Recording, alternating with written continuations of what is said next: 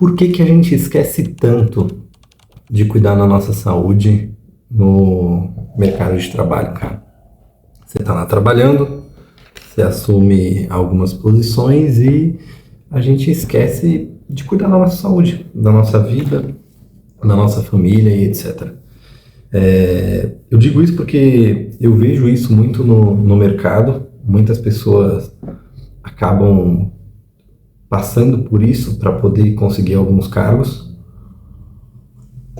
Só que isso no longo prazo é muito ruim. Eu li esse livro aqui e a gente vai falar um pouquinho sobre ele hoje, Outlive, do Peter Attia. Ele fala sobre a arte e a ciência de viver mais e melhor. Basicamente, o Peter ele fala sobre 4 cavaleiros, tá? Que ele chama de 4 cavaleiros, que são algumas doenças que nos atingem mais na velhice, e ele dá algumas dicas aqui, digamos assim, de como você alcançar a longevidade com qualidade de vida.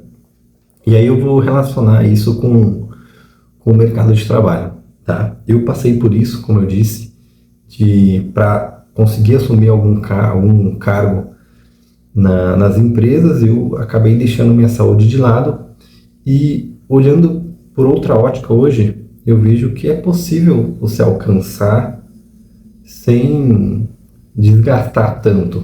Eu, durante a semana de trabalho, se eu acordasse 3 vezes na madrugada para resolver o problema da empresa, era pouco.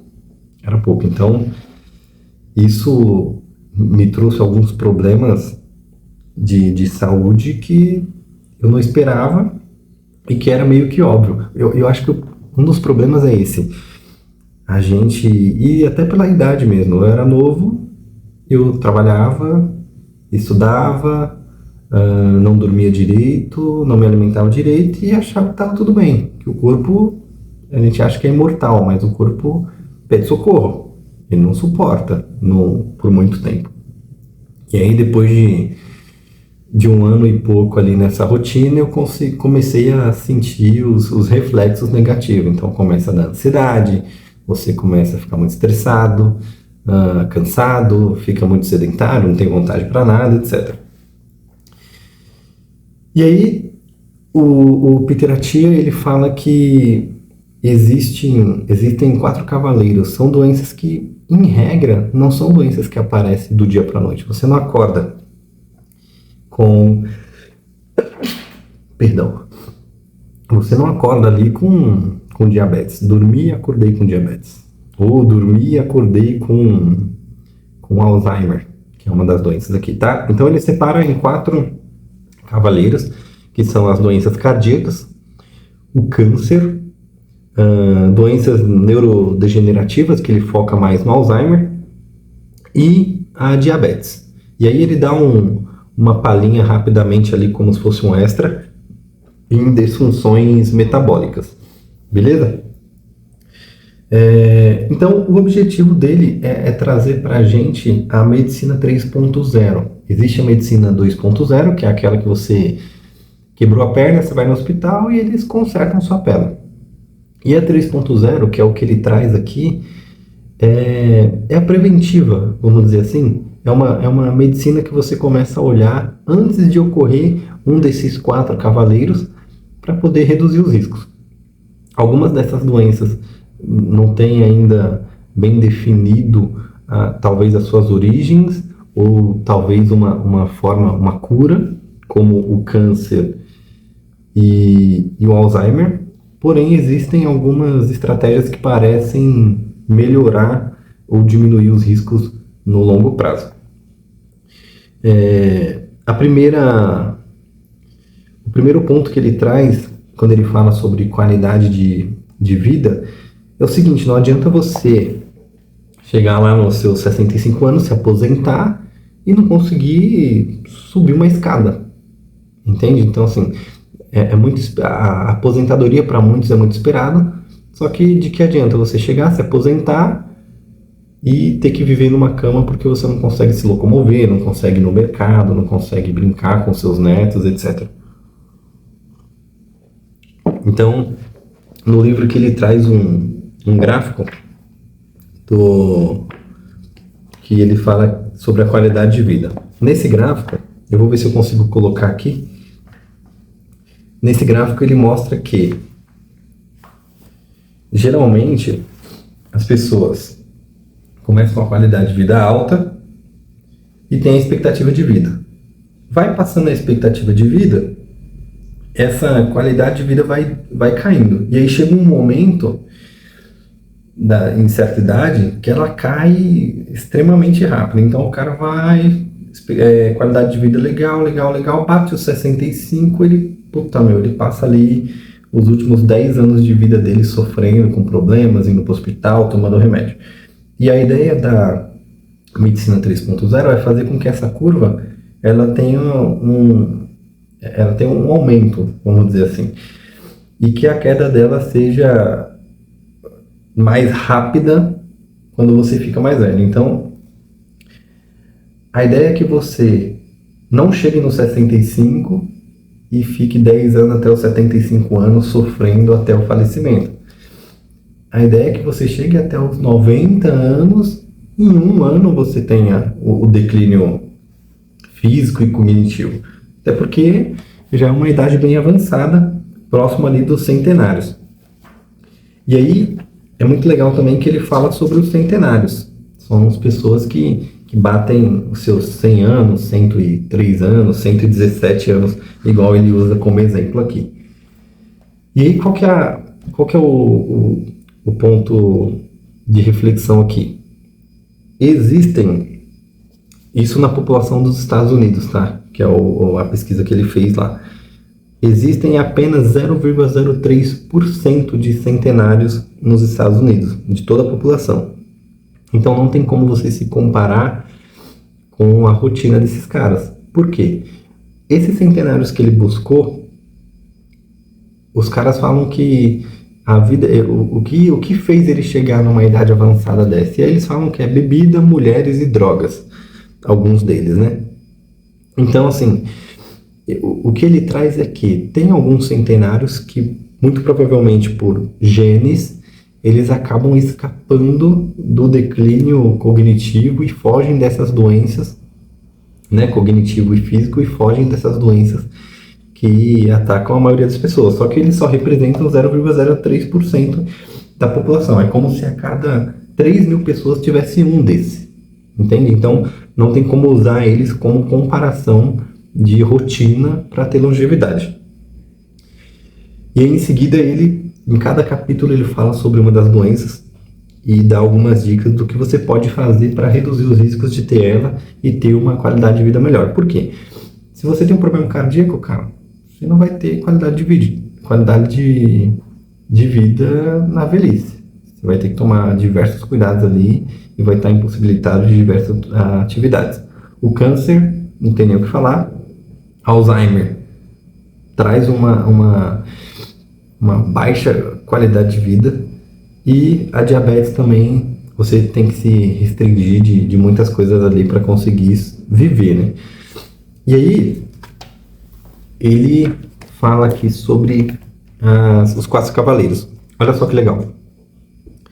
Sobre o câncer, né? Não encontraram uma cura até o momento, tanto que muitas pessoas que faz o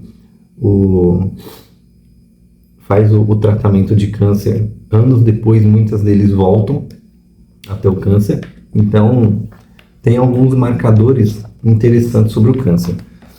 Não tem uma cura específica, mas existem algumas informações que levam a crer que são aumentadores de risco.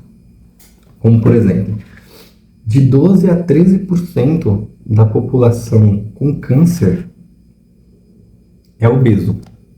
Então, parece que você evitar estar com obesidade ajuda a reduzir os riscos de câncer. A diabetes também parece ser um marcador, quanto o risco de você ter câncer tendo diabetes é maior, e a obesidade mórbida, 52% de aumento de risco em homens e 62% em mulheres. Ou seja, aparentemente você cuidar da sua diabetes e do seu peso te ajuda a reduzir os riscos. Claro, tem algumas pessoas que ele mesmo diz no livro que se você tem histórico familiar é importante cuidar para poder fazer os exames certinho e tentar identificar o câncer logo no seu início. Então tem que ficar em alerta. O câncer ainda não tem perspectiva de encontrar cura porque é uma doença complexa. Ele fala aqui no livro que teve até algumas pesquisas que tentam trabalhar isso, só que nas pesquisas acabam gerando mais confusão, porque quando eles vão avaliar células cancerígenas lá, elas têm diversas separações que você não consegue identificar. Cada uma, ela tem uma mutação diferente, então eles não conseguiram chegar numa solução ainda. O que eles indicam são algumas estratégias para poder reduzir os riscos de você ter, como a diabetes e a obesidade são pontos importantes. E aí vem o tabagismo e outros relacionados. Mais ou menos isso. Claro que ele entra bastante em termo técnico, tá? Quem pretende ler esse livro aqui, prepara que ele usa bastante termo técnico durante o livro e pode ser que você fique meio perdido, vai precisar dar uma pesquisada, talvez no Google ali, para entender alguns acrônimos. Beleza? Em seguida ele fala sobre o Alzheimer. E o Alzheimer também, assim como o câncer, diferente das doenças cardiológicas e qualquer outro cavaleiro, e da disfunção metabólica, que existem dados mais fortes ali que conseguem te ajudar a evitar, o câncer e o Alzheimer ainda é um caminho meio obscuro. Tem muitos estudos, tem bilhões e bilhões investidos, mas não conseguiram chegar no ponto final. Algumas pessoas acreditam que isso é conspiração, na verdade, mas pelo que ele traz no livro aqui, tem dado o suficiente para mostrar que realmente é uma doença muito complexa. E talvez com o avanço da tecnologia e da própria inteligência artificial, eles estão buscando formas de usar a inteligência artificial para ajudar a identificar o câncer. Fechou? O Alzheimer, ele é causado, cara, por olha que negócio louco. Existe uma proteína chamada beta-amiloide que fica no nosso cérebro. Ela serve para fazer a manutenção da síntese... Perdão, a manutenção... Página 200. Deixa eu pegar a palavra que ele usa aqui. Olfativos, principais, doenças neurodegenerativas. Legal. Ela protege essa proteína beta-amiloide, ela, além de fazer algumas outras funções dentro do cérebro, ela ajuda a proteger de infecções, cara. Só que quando ela acumula muito, ela deixa de... Ela acumula muito no cérebro, ela deixa de expelir isso traz problemas, cara. E um dos problemas é o Alzheimer. Então ela afeta a memória, o pensamento e o comportamento. Ou seja, o Alzheimer ficou muito conhecido por conta da perda de memória. Só que não é só isso. Ele atinge também o pensamento e o comportamento. Então, além de ter o Alzheimer, a pessoa pode ter problemas com estresse, ela pode ter problemas com a linguagem, problemas com o processamento auditivo, de elaborar e compreender a fala. Então, pode ser que você converse com a pessoa, ela tenha dificuldade de entender, ou seja, olha o reflexo negativo que isso tem na vida da pessoa, cara. E assim como as outras doenças, o Alzheimer não aparece do dia para a noite. Ele vai dando sinais. Ou seja, se você não cuidar disso agora, no futuro você pode ter problema.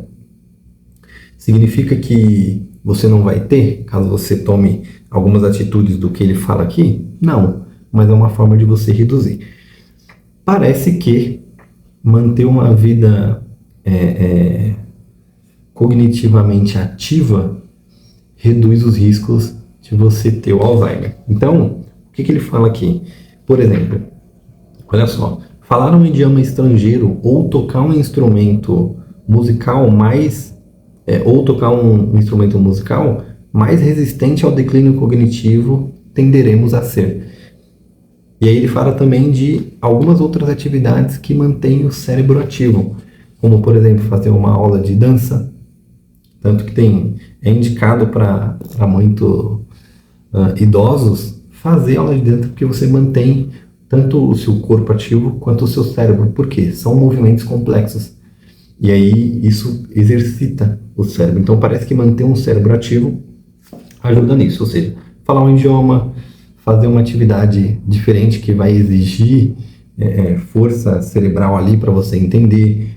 Ler, ele também diz que é importante. Isso parece reduzir os riscos de você ter Alzheimer. Claro que, assim como o câncer, é importante observar o histórico familiar, porque assim como o câncer, o Alzheimer pode ser uma questão de gene. Então, se você tem histórico familiar, o seu risco aumenta em alguns porcentos ali. Fechou? Tem algumas outras ideias aqui do Alzheimer, ó. Energia. Aparentemente, o açúcar, a glicose também pode aumentar o risco de você ter Alzheimer, então meio que está relacionado ali à obesidade, que é bom evitar também e cuidar para que o risco não seja aumentado. 2 dúzias de fatores de riscos conhecidos para a doença de Alzheimer também reduzem o fluxo sanguíneo, incluindo pressão alta, tabagismo, traumatismo craniano e depressão, entre outros. Outra teoria convincente e talvez paralela sugere que o Alzheimer também tenha origem no metabolismo da glicose no cérebro. Tá vendo só? Então, a glicose também aparentemente tem um reflexo negativo aí e aumenta o risco. Show? Uma mulher... legal esse aqui, cara. Existe um outro produto do cérebro ali que ele chama de ApoE, que aumenta também o risco da pessoa ter Alzheimer. E aparentemente na mulher, caso ela tenha esse gene, ApoE aumenta 4 vezes a chance dela desenvolver algum problema como Alzheimer do que o homem. Então ela aumenta 4 vezes, ou seja, existem alguns medidores que é possível ser feito 10, 15 anos antes da doença aparecer, que pode te ajudar até a percepção de que, cara, o meu risco é muito maior de desenvolver um Alzheimer ou uma demência, por exemplo, que ele usa como exemplo aqui também no livro. Fechou. O problema é que, considerando a saúde pública brasileira, vou dizer assim, na verdade ele fala que é um problema mundial. A medicina trabalha mais com a 2.0, que é a corretiva, que já deu o problema, do que a preventiva. Então, muito provavelmente, se você for buscar um médico para você poder tomar essas ações antecipadamente para evitar ou reduzir os riscos no futuro, você vai ter que conseguir um médico particular, porque dificilmente num SUS da vida, ou talvez até no convênio, você consiga fazer esses exames antecipadamente, porque, por exemplo, o exame de câncer é muito caro. Então, é um processo complexo. Beleza. Um pouco sobre isso que ele fala sobre o Alzheimer. Manter o cérebro ativo, ler livro, fazer cálculos matemáticos, aprender um idioma novo, ou fazer aulas de dança, por exemplo. Todas as atividades que você puder fazer que exija do cérebro, que dê trabalho, que você tem que pensar. Certo? Em seguida ele fala sobre os problemas cardíacos.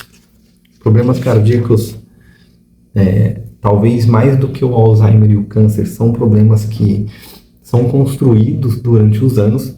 A gente deixa muito de lado, e aí, eu repito, eu vejo isso muito no mercado de trabalho.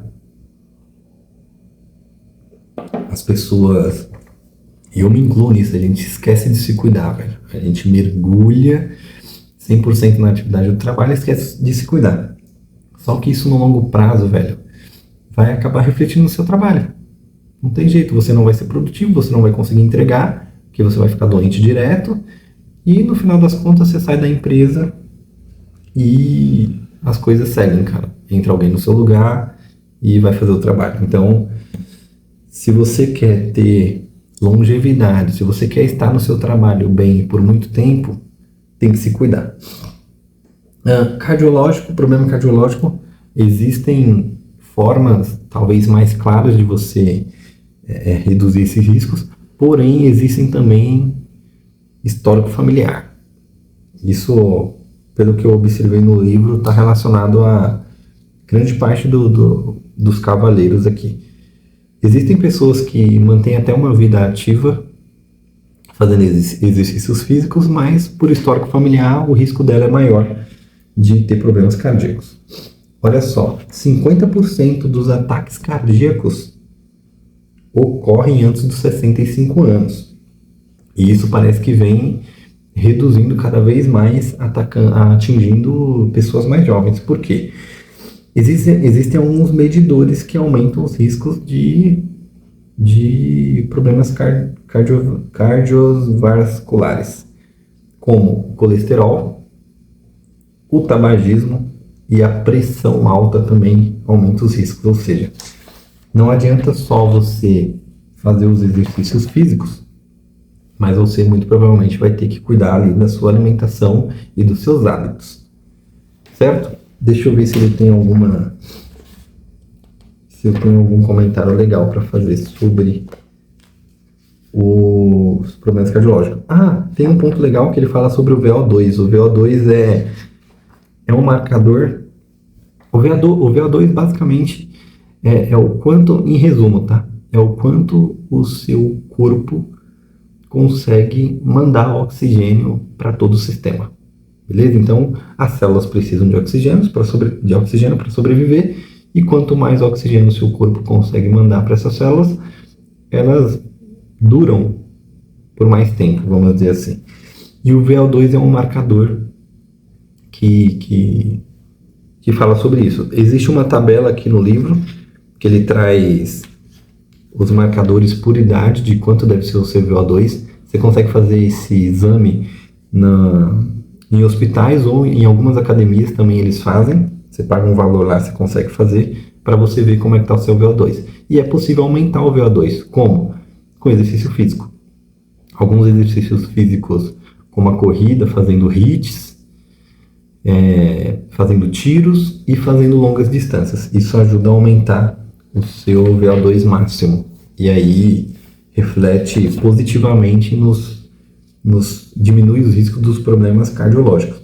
Claro que você vai precisar cuidar também da sua nutrição, porque não adianta você estar fazendo exercício físico e se enchendo de batata frita e McDonald's toda semana, que isso aumenta os riscos por conta do colesterol. Certo? Por último, ele fala sobre a diabetes. A diabetes existem dois tipos, né? Um é aquele que o corpo não produz a insulina, então a insulina não consegue fazer o controle ali da glicose no sangue. E o segundo é quando a insulina não é suficiente, então ela não dá conta ali de fazer o controle da glicose, que é a chamada diabetes tipo 1 e tipo 2. Claro, quem tem histórico familiar ou já na infância ali nos exames foi identificado que o corpo não produz, já é um alerta, você vai ter que talvez controlar para que isso não venha a se tornar uma diabetes. Tá? Então, se o corpo não produz a insulina, o cuidado vai ter que ser maior. E aí, para quem produz, tá, com os medidores normais ali, tem que cuidar no consumo de açúcar. E não só no consumo de açúcar, mas também fazer exercícios físicos, porque o exercício físico, e ele explica que tecnicamente no livro, tá, ele ajuda, o corpo ele fica melhor em metabolizar, em fazer a quebra ali da glicose. Tá? Bem resumido, ele fala sobre, bem resumido, eu estou trazendo aqui, mas ele fala aqui sobre a diabetes. E aí, ele fez uma lista, cara, desses... Ah, tá, a obesidade também, tá? A obesidade impacta diretamente. E aí, o que ele enxerga como solução? Que é o que ele traz no livro inteiro, mas em alguns momentos ele faz alguns resumos. Quais são as soluções para esses tipos de doença? Cara, exercício físico, nutrição e o sono. E aí, obviamente, dentro de cada um tem as separações, como no Alzheimer, manter o cérebro ativo, mas em resumo ele traz esses 3 pilares que você precisa cuidar da nutrição, você precisa fazer exercício físico, e aí ele dá um foco maior no VO2 máximo, que é um medidor de longevidade com qualidade de vida, e o sono. E é legal que o sono, cara, ele até indica esse livro aqui, ó. Por que nós dormimos, do Matthew Walker. Ele indica esse livro, e aí, obviamente, nesse livro, no livro Outlive, ele fala rapidamente sobre o sono, e indica esse livro do Matt Walker, que também fala sobre o sono, e obviamente são 400 páginas que ele vai explanar bem melhor o assunto. Mas, assim como eu já vi muitos neurocientistas e psicólogos falando, cara, o sono é inegociável. Ele mesmo fala no livro aqui que talvez a nutrição e o exercício físico você consegue manejar. Então, por exemplo, você pode acordar um dia e só tomar um café puro e almoçar tarde. Por quê? Se você fazer o consumo mínimo de proteína e de carboidrato, de nutrientes no almoço e na janta, você consegue compensar. Aquela história de que você tem que comer de 3 em 3 horas já está meio que caindo por terra, tá? Então, você precisa no final do seu dia ter o consumo mínimo ali de nutrientes e proteínas. Proteína, principalmente, para poder segurar os músculos, né? E no Outlive aqui também ele fala da importância dos músculos para a longevidade. E aí eles fazem uma comparação com a força de preensão e o Alzheimer, se eu não me engano. Eles fazem essa comparação. Que é o quê? Cada vez menos a gente pega peso, faz força e etc. Então eles fizeram uma correlação da força de preensão, de segurar, né? De fazer isso aqui, de segurar, com riscos nesses 4 cavaleiros. É uma correlação, tá? Não é uma causa, é uma correlação. Voltando ao sono. O sono é inegociável, então exercício físico e nutrição você consegue manejar. Putz, não fiz hoje, vou fazer amanhã. Amanhã eu faço 1 hora a mais. Ou a nutrição, putz, não consegui almoçar direito, mas eu vou caprichar na janta. Então você consegue manejar. O sono você não consegue manejar. Se você não dormiu a noite bem, não é amanhã dormindo 4 horas a mais que isso vai resolver o problema. O sono, eles dizem que, cara, você dormiu mal, isso já tem impacto negativo. E aí, olha que legal isso aqui, cara. Olha só, em 2012, durante um jantar, o Peter Attia argumentou que ele dormia 5 a 6 horas por noite e que era mais que suficiente. Ele dormia 5 a 6 horas e falava que era mais que suficiente, que não precisava dormir mais e que ele tinha que dormir quando ele morresse. Olha, e eu já pensei dessa forma também, cara. Eu já pensei dessa forma. Não, tem que dormir quando morrer. Enquanto eu tô vivo, eu tenho que estar produzindo. E aí um dos caras que estavam lá no jantar, ele pausou lá a conversa e disse o seguinte, cara, se o sono é tão desimportante, se o sono é tão desimportante assim, por que a evolução humana não se livrou dele? Né? Por que a evolução não se livrou do sono se ele é tão desimportante assim?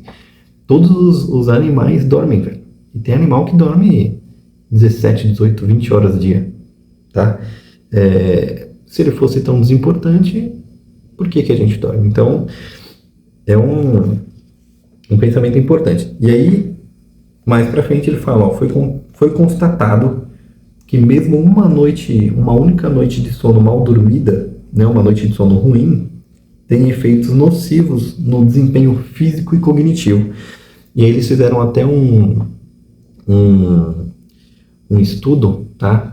Pegaram algumas pessoas, separaram ali, algumas pessoas dormiram 8 horas, outras pessoas dormiram 6 horas, e depois eles colocaram essas pessoas para fazer alguns testes, algumas perguntinhas, e foi percebido que as pessoas que dormiram menos tinham a sensação de que estavam descansadas, só que cognitivamente elas tinham um déficit ali em relação às pessoas que dormiram às 8 horas. Ou seja, no dia a dia a gente não percebe, mas isso tem um impacto gigantesco. Até mesmo a capacidade de transpirar é prejudicada. Olha que bagulho louco. O sono é inegociável. O que mais que ele traz aqui, ó? Olha só. Segundo alguns estudos, alguns ensaios controlados que foram feitos com algumas pessoas, e através de algumas meta-análises. Meta-análise é quando eles pegam diversos estudos sobre o mesmo assunto, junta tudo e faz uma análise em cima disso. Foi feito o seguinte, ó, o sono curto, definido como menos de 6 horas por noite, está associado a um aumento de 6 a 26% na incidência de doenças cardiovasculares. Então, percebe que está tudo meio que relacionado. Ou seja, dormir mal, menos de 6 horas por noite, aumenta os seus riscos de doenças cardiovasculares. Fora os impactos no cérebro que ele fala, né? Segundo os estudos, quando somos privados de sono, temos mais dificuldade em ler expressões faciais dos outros. Então, existe uma habilidade nossa que está no nosso DNA, digamos assim, de ler as expressões faciais da pessoa. Você dá um bom dia para a pessoa logo quando você acorda e chega na empresa, você sabe se ela está bem, se ela está mal, se ela está feliz, se ela está triste, a gente consegue perceber isso. E dormir mal parece ser, diminui a nossa capacidade de ler as expressões faciais. Show, claro que aqui, cara, ele traz diversos outros pontos sobre o sono e no final ele dá algumas dicas de coisas que aparentemente a gente acha que não reflete, mas impacta diretamente no nosso sono. Então, por exemplo, não beba álcool, ponto final. Ele fala desse jeito. Se você tiver que beber, limite-se a no máximo uma dose às 6 da tarde, porque isso tem um reflexo no seu sono. E aí tem aquelas pessoas que, não, eu durmo até melhor quando eu bebo, que eu relaxo, etc. No longo prazo você vai perceber que não. Tá? Só coma 3 horas antes de dormir. Só use estimulantes eletrônicos até 2 horas antes de dormir. Eu já pratico isso, eu evito pegar no celular, tanto quando eu acordo, tanto quando eu vou dormir. Então, eu evito ficar na rede social. Eu só entro ali no celular para colocar o relógio, para despertar e já era. E olha que negócio louco. E o próprio Wesley, que é um neurocientista, ele fala sobre isso. O correto é você acordar por si só, sem alarme, sem nada. Se você está acordando com o relógio, seu sono não está desregulado. Beleza? Pelo menos 1 hora antes de dormir, evite qualquer coisa que gere ansiedade. O quarto, ele fala sobre a temperatura do quarto, beleza? Para que você esteja confortável. O quarto tem que estar totalmente escuro. Parece que até a luzinha da televisão, aquele infravermelho que fica aceso, isso tem impacto no seu sono.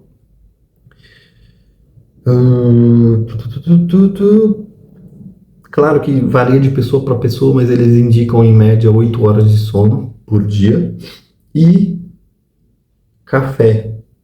Ele fala para evitar a cafeína depois das 3 da tarde, porque o café tem meia vida de 6 horas, então se você tomar um café 3 horas da tarde, quando for lá 9 horas da noite, você ainda está com a cafeína no corpo.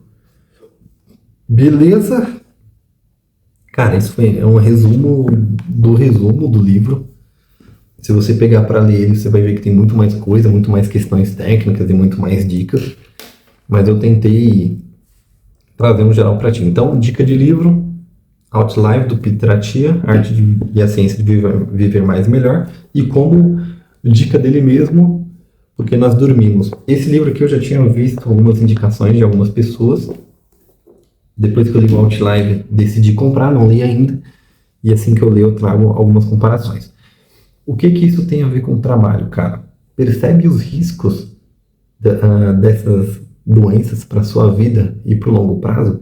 E se você tiver alguma dessas doenças, cara, e por exemplo, diabetes e problemas cardiológicos, isso pode chegar muito cedo. Então, e provavelmente se elas chegarem com você sendo jovem, muito provavelmente você já vai ter tido outros problemas no dia a dia que isso vai impactar na sua qualidade de vida. Você vai estar com a pressão desregulada, você vai estar com o colesterol desregulado, você vai ficar doente direto, imunidade baixa, não vai conseguir trabalhar direito, e isso vai se prolongando. Quando você vê, você está com alguma dessas doenças. Então, entendo, já passei por isso, a gente fica pilhado no trabalho para conseguir atingir os cargos, etc. Só que a gente não pode deixar a saúde de lado. Tanto que existem muitas pessoas falando sobre a nova geração, de que a geração nova é mimizenta e o caramba, e tem alguns outros pensadores que dizem que, na verdade, essa nova geração ela só está não aceitando as imposições do mercado, diferente do que era feito no passado, que entendia-se que o cara precisava trabalhar horas e horas e dar o sangue pela empresa para conseguir subir. E aí, algumas pessoas já estão estudando os reflexos disso, pegando pessoas dessa época, da geração millennial, e vendo que, na verdade, hoje essa geração está se entupindo de remédio e gastando milhares e milhares de reais por mês para conseguir cuidar dos problemas que foram reflexo da falta de cuidado no passado. Fechou? Claro que, cara, entendo também que a gente precisa fazer alguns esforços, né? Não é de todo ruim, mas você tem que entender que isso tem que ter um prazo. Não dá para você desgastar a sua saúde por tanto tempo, porque isso vai ter um reflexo negativo no futuro. E se você conseguir equilibrar isso, melhor ainda. Show de bola? Muito obrigado e até a próxima.